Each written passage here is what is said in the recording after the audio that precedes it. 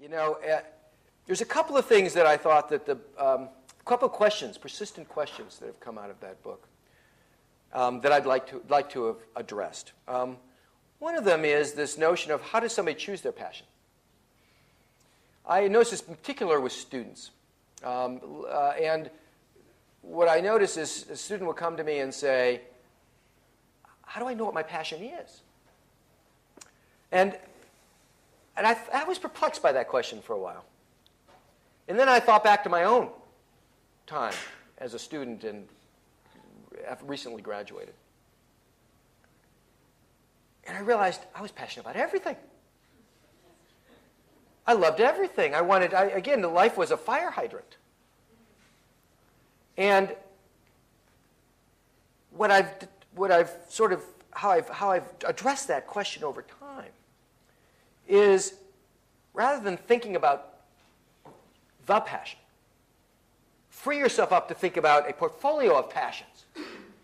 And the task is to marry that portfolio of passions to the opportunities in front of you. The question that will paralyze you, two questions will paralyze people.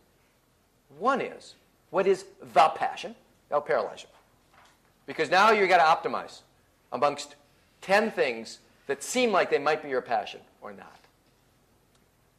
The other thing is, what's the ultimate question?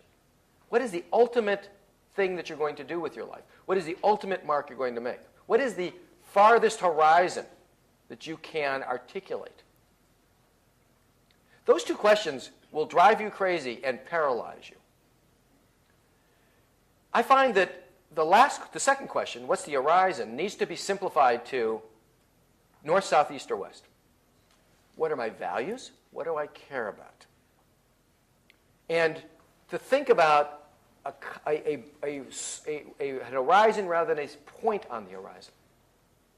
Because the horizon, by definition, is always outside of your grasp. But it can give you a direction. You can know that you're heading north, not south.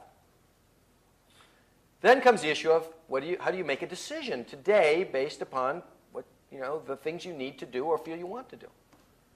Well, that's a foreground background issue. Now, forget the horizon. I'm facing north. What are my opportunities facing north? What's in front of me or what's proximate? What opportunity can I create facing that direction? Forget ultimately where I go. Look right in the foreground. What's there? How do they sync up with my passion? How do they sync up with the passions that I have today? And now it becomes an issue of just choosing between right answers. A discussion with a good friend of mine who's an analyst with UBS. And we were talking yesterday, and we said, the biggest issue is not choosing between a right answer and a wrong answer. That's easy. The hardest thing to do in life is choose amongst right answers. It's the issue of optimization. Optimization was drives you crazy. And so the issue in my mind is to try to make a decision based upon a set of right answers as they marry up against what you really feel here about them. And then do them. And so you got this notion of, you've got 10 doors in front of you. You're going to walk through one. You have an immediate sense of loss. 9 doors closed. Guess what? 10 doors just opened.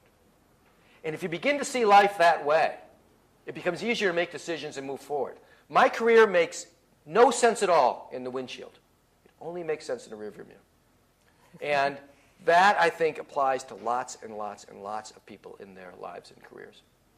So if I was going to write an epilogue, I think I would address those two issues and try to clarify them a little bit.